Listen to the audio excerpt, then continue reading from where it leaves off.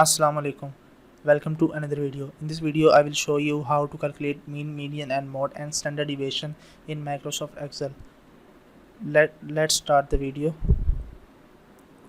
First we enter mean, median, mode and standard deviation.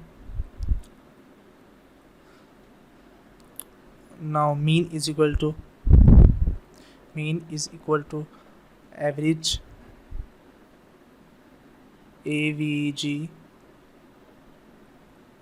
and then click on average and move the cursor middle of these two brackets and then select the whole column and press enter. Here is the mean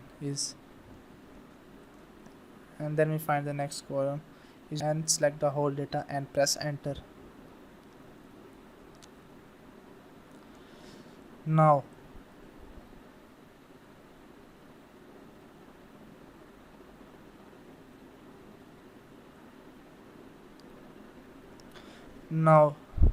just move the cursor to the corner of the cell and drag it to the end of the data. Here is the mean of the all data, and then we find the median. Median is equal to median. Here is the standard deviation. And then click the median and move the cursor in middle of these brackets and then select the data and press enter. Here is the median, and then move the cursor to the corner of the cell and drag it to the end. Now we find mode.